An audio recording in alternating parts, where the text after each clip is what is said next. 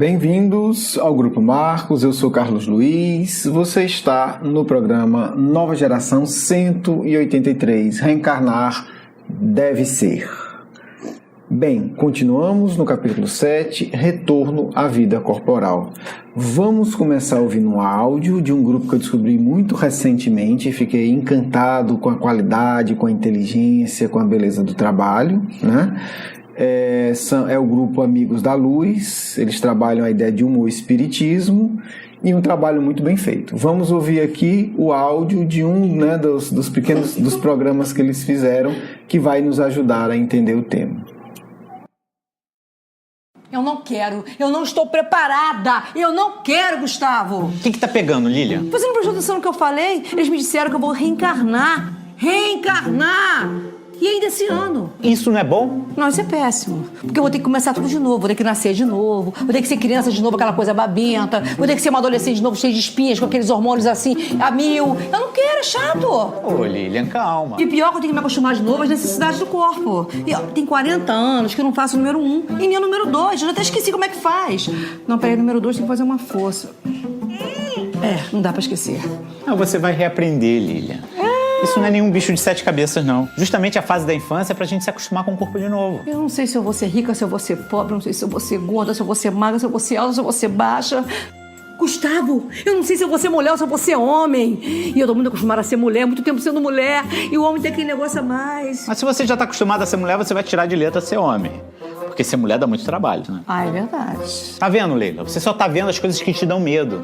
Você tem que pensar nas coisas boas, nas novas experiências. Você vai se melhorar. Aí que tá! A barra vai ser pesadíssima, porque eu fiz muita coisa errada na outra vida, entendeu? Imagino. Não, você não imagina. E você vai ficar estagnada? Não, estagnada não, mas eu preciso de um tempinho pra me preparar psicologicamente. Que tempo é esse?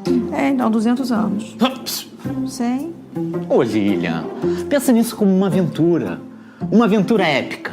Você viu O Senhor dos Anéis? Vi e achei uma bosta. Ô, Lilian. Ué, eu não tenho vocação pra ser Frodo, não. Aquele cara sofre o filme inteiro. Mas era a missão dele.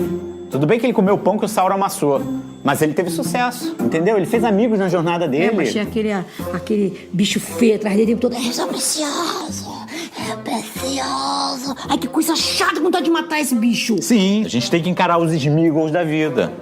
É assim que a gente aprende, com pessoas imperfeitas como nós. Inclusive o Frodo, ele cai muito na tentação, né? Atrás de um simples anel. Isso são provas, são tentações que a gente passa na vida. Não precisa ser grande como no filme. São pequenas coisas do dia a dia, intrigas, fofoquinhas, entendeu? Sim, mas eu não quero. Não, Gustavo, eu não quero. Não... Para a palhaçada, tá? Eu não quero. Corta isso aí. Quer parar de show, Lilian? Reencarnar é uma dádiva. Você vai querer ficar na erraticidade pra sempre? Sou errada. Sou errante. Sempre na estrada. Sempre distante. Mas olha só, Lilian, olha só, vamos combinar uma coisa. Mesmo de longe, eu vou estar sempre te acompanhando, tá? Eu vou estar sempre perto de você, tá bom? Mas eu sei disso. Ô, Lilian, que bom que você confia na minha amizade. É que você vai reencarnar também. Eu? Mas já? Ué, tá com medo? Tá tranquilo, tá retornável. Não, é porque eu ainda não tô pronto, né? Mas você não falou que é uma grande aventura? Então, eu sou o Frodo, você é o Bilbo Bolseiro. Cherry. Bilbo Bolseiro? Ah, não posso ser o Aragorn. Não, então eu vou querer ser a Mulher Gato. Ah, mas aí não é um épico. Ah, é assim, aquela roupinha preta é um escândalo.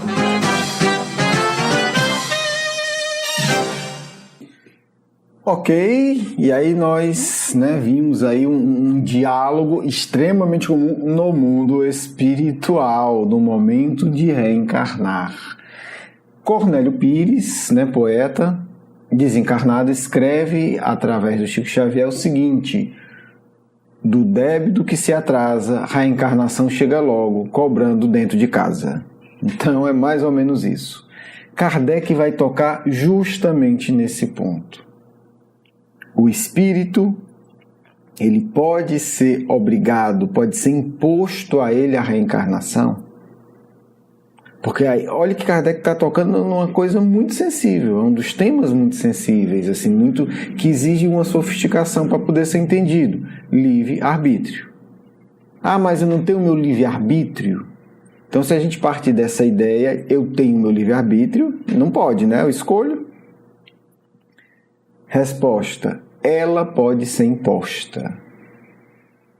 E aí continuam os espíritos, não só ela, assim como as diferentes provas.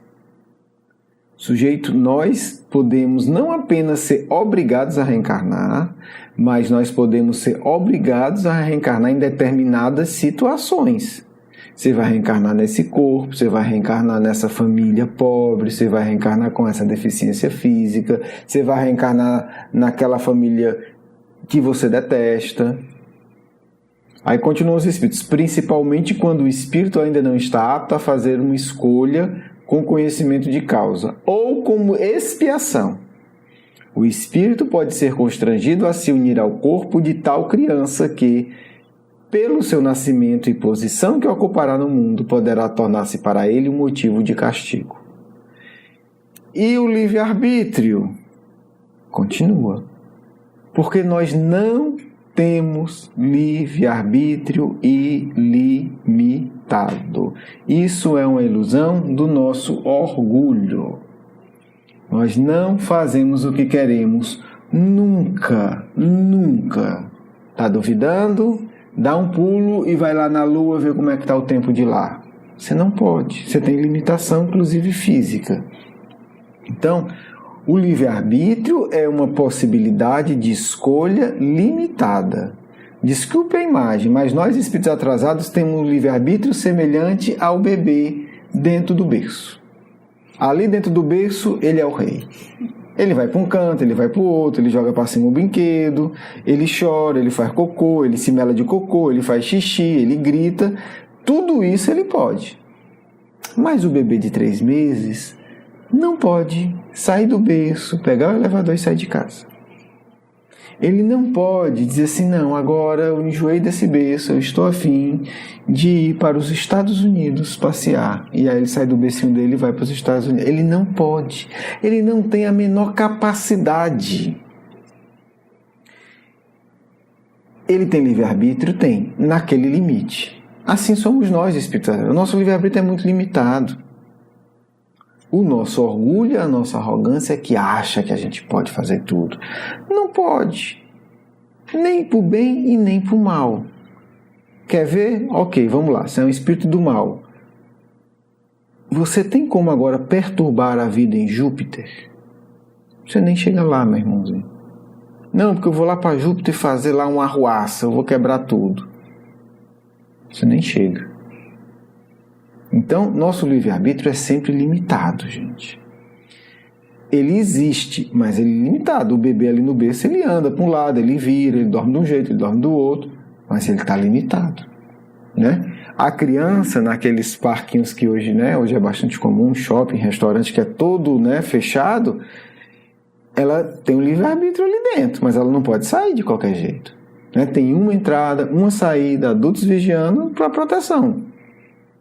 Então, a mãe e o pai deixam a criança lá e fica relativamente tranquilo, porque sabe que ele não vai sair dali.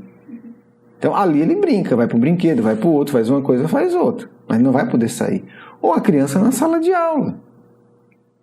Um menino, sei lá, de uma criança de 4, 5 anos de idade não vai simplesmente dizer assim, professor, hoje eu estou precisando refletir, vou dar uma caminhada na praia, estou saindo.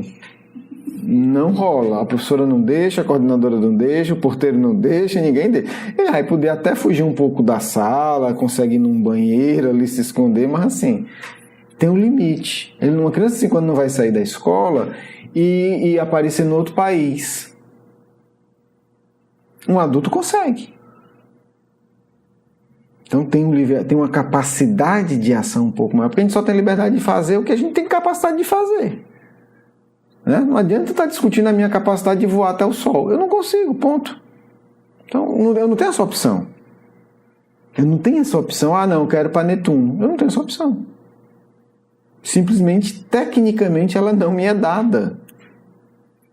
Tá certo? Então, a gente está falando um pouco de livre-arbítrio porque toca diretamente. Então, o livre-arbítrio é essa possibilidade limitada de escolha.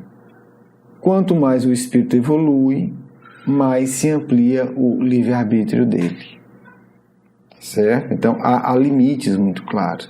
Por isso que os espíritos superiores, eles olham muito mais com misericórdia e compaixão, mesmo os grandes líderes das trevas, do que com outra coisa, porque eles não têm medo. Por que eles não têm medo? Porque os espíritos superiores, eles têm uma compreensão do limite de ação daquele espírito.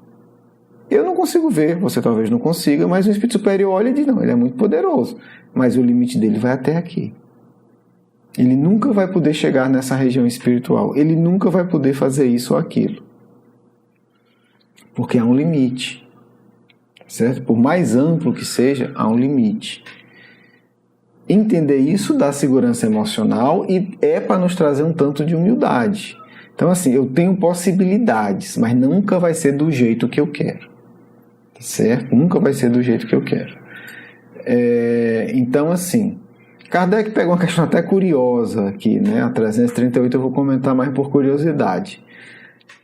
Se acontecesse de vários espíritos se apresentarem para o mesmo corpo, né? O corpo aqui não é só o corpo, é o corpo, mas é o símbolo. Aquela posição, aquela missão, aquela situação. O que é que se decidiria entre eles? Né? Como é que fica? 4 espíritos querem reencarnar nessa família para fazer exatamente isso. E aí, como é que decide? Vários espíritos podem pedi-lo. Isso é interessante, porque tem várias tarefas que vários espíritos pedem para fazer, mas só cabe um. Só cabe um. Quem vem codificar o espiritismo? Só cabe um. 2 codificadores gerariam uma confusão terrível. Que no final das contas ia já gerar uma divisão. Não eles, espíritos superiores, mas né? Igual a gente faz hoje no movimento espírita, né? Não tem essas gangues aí. Desculpa o termo, gente, mas às vezes parece até gangue espírita. Torcida organizada espírita, né? Não porque o médio tal é melhor que o médio tal. Não porque o fulano é melhor que o beltrano. Aí às vezes cria rivalidade. Imagina se tivesse 2 codificadores. Então, estrategicamente, a Terra não comportaria. O nosso coração não comportaria. Só pode um. Digamos que 3 espíritos digam, olha, se for vontade de Deus, eu me disponho a esse sacrifício. Entendeu? Obviamente estou falando de uma situação elevada, mas há dezenas de outras situações. Eu gostaria de ir para dar continuidade à direção desse centro espírita que me ajudou. Eu gostaria de ir para receber tal obra psicográfica. Não dá para ter 2 memórias do suicídio, né, praticamente parecido, igual, por 2 médios diferentes.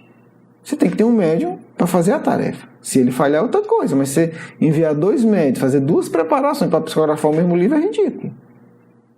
Não faz sentido. Prepara para receber outro. Ok. Então, assim, vários espíritos podem pedi-lo. É Deus quem julga, em semelhante caso, aquele que é mais capaz de desempenhar a missão que a criança está destinada.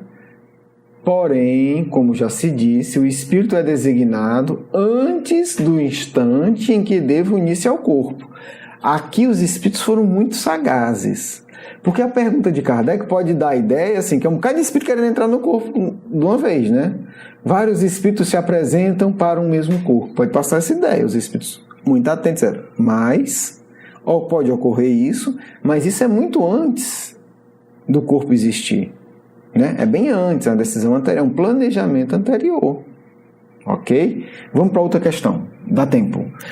O momento da encarnação é acompanhado de uma perturbação semelhante àquela que se dá quando da desencarnação, né? A gente vai desencarnar, Kardec já fala, né? Kardec usa até um termo interessante, perturbação espírita, né? Quer dizer, é a perturbação do espírito ao ir para o mundo espiritual. Todo mundo passa por essa perturbação. Perturbação aqui é no sentido de uma certa confusão mental, né? É aquilo que a gente sente quando está quase dormindo. Ninguém está lúcido ali. Um estado alterado de consciência confuso. O que é que você acha? Estamos reencarnando. Essa perturbação, essa confusão é maior ou menor do que a do desencarne? Em tese. Resposta: muito maior e, sobretudo, mais longa. Então, o espírito fica mais confuso, perde a consciência de si por mais tempo. Aí eles vão explicar por quê. Porque com a morte, o espírito sai da escravidão. Com o nascimento, ele entra nela. Então, é muito mais complicado entrar na escravidão do que sair, né? Então, é um processo muito mais longo e a perturbação muito maior. A gente vai fechar esse tema, né, nesse conjunto de tema, no nosso próximo encontro, onde a gente vai discutir o seguinte: reencarnar mais difícil que morrer. Um grande abraço, um beijo no coração. Vamos à nossa segunda parte.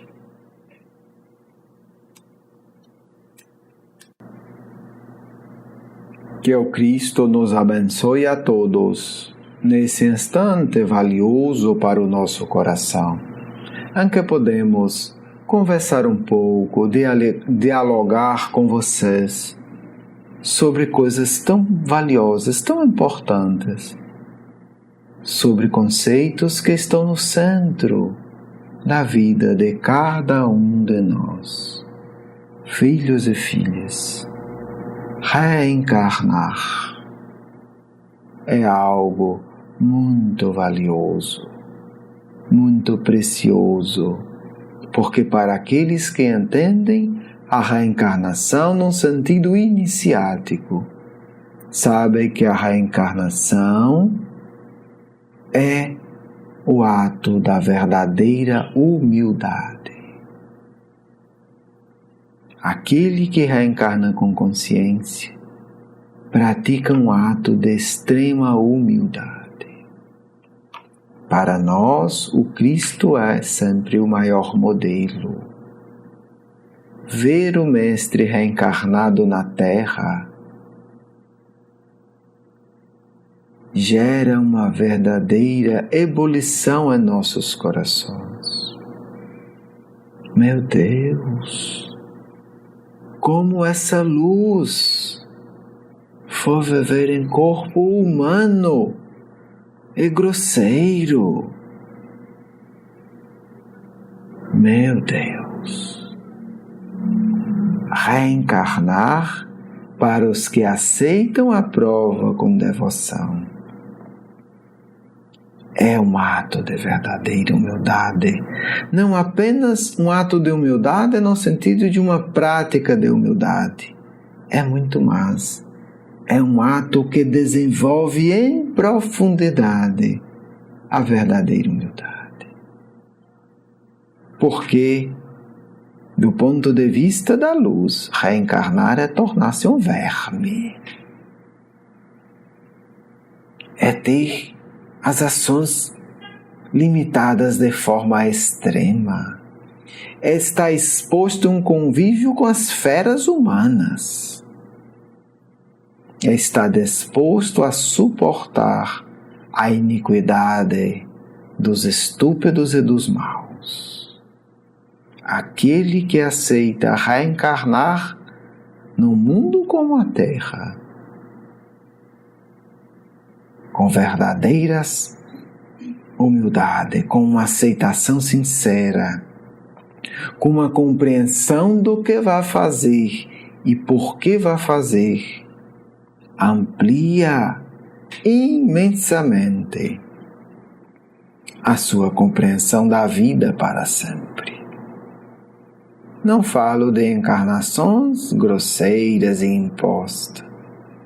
Falo de reencarnações muito duras do ponto de vista emocional, porque o indivíduo começa a entender a grosseria da vida, o fardo que suporta, mas também começa a lutar desesperadamente pela verdadeira liberdade espiritual. Portanto, a todos vocês reencarnados e que estão em processo próximo de reencarnação nas décadas que vêm. Reencarnar não é em si valioso. Reencarnar é a oportunidade mais valiosa que precisa ser aproveitada. Feras reencarnam todos os dias na Terra. Refiro-me a feras do reino animal a feras humanas. Muitas vezes totalmente anestesiadas, inconscientes. Por si só, não traz iluminação. A vocês que já são capazes de, pelo menos, considerar o que eu vou dizer peço que abram os corações. Aceitem as provas da reencarnação com verdadeira consciência de que precisam passar por este caminho.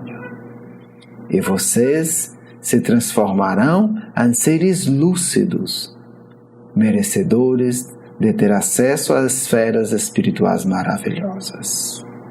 Filhos, a carne é austera e por vezes cruel.